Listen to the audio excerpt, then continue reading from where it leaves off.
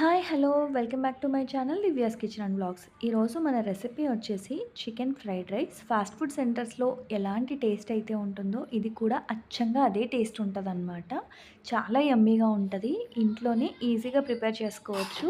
And kids ఉంటే కూడా ఇష్టంగా తింటారు కదా! వాళ్ళకి చాలా హైజీనిక్‌గా కూడా మనం ప్రిపేర్ చేసి పెట్టుకోవచ్చు. అండ్ ముందుగా మీరు ఎవరైనా నా ఛానల్‌ని ఫస్ట్ టైమ్ చూస్తున్నట్టయితే ప్లీజ్ సబ్స్క్రైబ్ చేసి, లైక్ చేసి, షేర్ చేసి, కామెంట్ చేయండి. ఇప్పుడు ముందుగా మనం ప్రాసెస్‌లోకి వెళ్ళిపోదాం. దానికోసం నేను 300 గ్రామ్స్ స్కిన్‌లెస్, బోన్‌లెస్ చికెన్ తీసుకొని దానిలోనే సాల్ట్, ఉప్పు, పసుపు, కారం, మిరియాల పొడి, అలాగే ఆహ్, గరం మసాలా పొడి కూడా యాడ్ చేసుకున్నాను. దాని తర్వాత కొద్దిగా నిమ్మరసం కూడా యాడ్ చేసి దానిలోని ఒక 2 టేబుల్ స్పూన్స్ మైదా అండ్ ఒక 2 టేబుల్ స్పూన్స్ కార్న్ ఫ్లోర్ వేసుకున్నాను. ఇవన్నీ వేసి ఒకసారి బాగా మిక్స్ చేసుకోవాలి. ఇలా మిక్స్ చేసుకున్న తర్వాత దీనిలోనే అల్లం వెల్లుల్లి పేస్ట్ కూడా వేసుకొని ఒకసారి ఇంకాస్త మిక్స్ చేసుకోవాలి. ఇదంతా బాగా మిక్స్ అయిపోయిన తర్వాత దీనిలో మనము ఒక ఎగ్ అయితే కొట్టుకొని వేసుకోవాలన్నమాట. ఇలా ఎగ్ కూడా వేసుకున్న తర్వాత ఈ ఎగ్ మొత్తం చికెన్ పీసెస్‌కి బాగా కలిసేలాగా కలుపుకోవాలి. ఇలా కలుపుకున్న తర్వాత దీన్ని ఒక 1 అవర్ పాటు పక్కనైతే పెట్టేసుకోవాలి. సో, మ్యారినేట్ చేయాలన్నమాట. ఈ మ్యారినేట్ చేయడం వల్ల పీస్ టేస్ట్ చాలా బావుంటది. ఇక్కడ ఫ్రైడ్ రైస్ కోసం నేను రైస్ అయితే కుక్ చేసుకుంటున్నాను. చూస్తున్నారు కదా! మరీ ఎక్కువ కుక్ అవ్వకూడదు. అలా కుక్ అయితే సరిపోతుంది. అలా కుక్ అయిన దాన్ని వార్చేసుకొని మంచిగా చల్లారబెట్టుకున్నాను. చూస్తున్నారా ఎంత పొడి పొడిగా ఉందో. ఇప్పుడు మనం ముందుగా మ్యారినేట్ చేసి పెట్టుకున్న చికెన్‌ని డీప్ ఫ్రై చేసుకోవాలనమాట. లైక్ పకోడాలాగా. ఇలా ఆయిల్ బాగా హీట్ అయిన తర్వాత దానిలో మనం మ్యారినేట్ చేసి పెట్టుకున్న చికెన్ పీసెస్‌ని ఒక్కొక్కటిగా అయితే వేసేసుకోవాలి. ఇప్ మనకి ఆయిల్ మాత్రం మంచిగా వేడిగా ఉండాలి. అప్పుడే మనకి చికెన్ పీసెస్ చాలా బాగా కుక్ అవుతాయి. అండ్ దీన్ని హై ఫ్లేమ్‌లో పెట్టి కుక్ చేయకూడదనమాట. మీడియం ఫ్లేమ్‌లో పెట్టి కుక్ చేసుకోవాలి. హై ఫ్లేమ్‌లో పెట్టి కుక్ చేస్తే పైనంతా కుక్ అయిపోయి లోపలైతే అలా ఉండిపోతుంది. సో, మనం మీడియం ఫ్లేమ్‌లో పెట్టి కుక్ చేసుకున్నట్టయితే మంచి కలరొస్తుంది. నేనిక్కడ ఫుడ్ కలర్ లాంటివి ఏమీ యూజ్ చేయలేదు. బికాజ్ పిల్లలు తింటారు కాబట్టి. మీకిష్టం ఉంటే మీరు రెడ్ ఫుడ్ కలరు యూజ్ చేసుకోవచ్చు. చూస్తున్నారు కదా! ఇలా మొత్తంగా చికెన్ అంతా వేసి ఫ్రై చేసేసుకొని ఒక పక్కనైతే పెట్టేసుకోవాలి. చూస్తున్నారా? ఇప్పుడు మనం దీంట్లోకి కావాల్సిన వెజిటబుల్స్ చూద్దాము.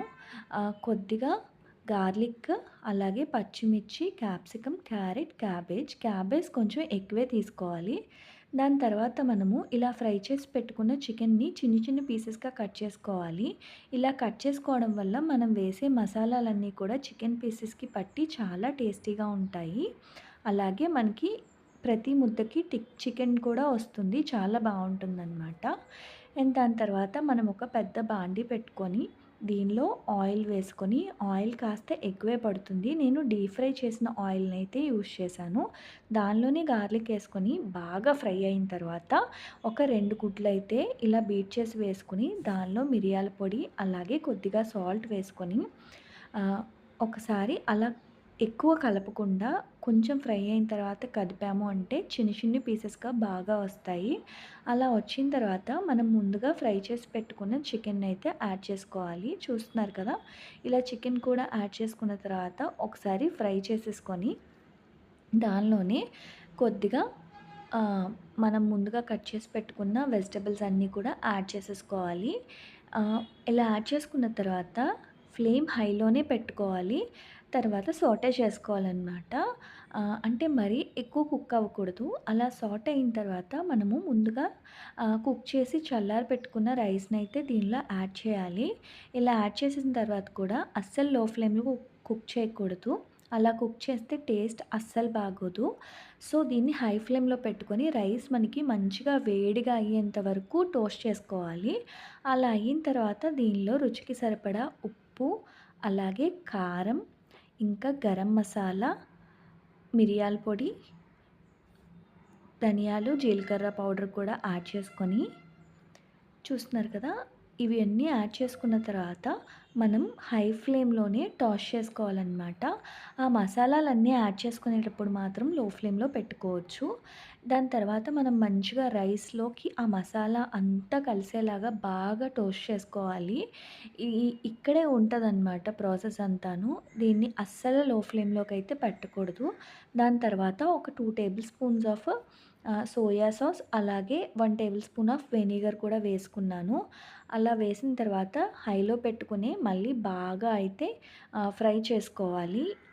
ఏదైతే మనం సాసెస్ వేసామో అవన్నీ కూడా రైస్‌కి, చికెన్ పీసెస్‌కి బాగా పట్టేలాగా బాగా ఫ్రై చేసుకోవాలి. ఇక్కడ నేను సాల్ట్ అయితే చెక్ చేస్తున్నాను. సో, మీకు సాల్ట్ సరిపోకపోతే ఈ స్టేజ్‌లో వేసుకోవచ్చు. అండ్ చాలామంది బయట ఫాస్ట్ ఫుడ్ సెంటర్స్‌లో ఏంటంటే మనకి టేస్టింగ్ సాల్ట్ కూడా యాడ్ చేస్తారు. నేనైతే అస్సలు యాడ్ చేయట్లేదు. బికాజ్ మనం హెల్తీగా చేసుకోవాలనుకుంటున్నాం కాబట్టి. చూస్తున్నారు కదా! ఎంత మంచిగా ఉందో. చూసారా ఎంతో టేస్టీగా అచ్చంగా బయట ఫాస్ట్ ఫుడ్ సెంటర్స్‌లో అమ్మేలానే ఉంటది టేస్ట్ కూడా. మీరెవరైనా కావాలంటే ట్రై చేసి నాకు కామెంట్ సెక్షన్‌లో ఎలా వచ్చిందో చెప్పేయండి. Thank you for watching. Please do subscribe. Bye.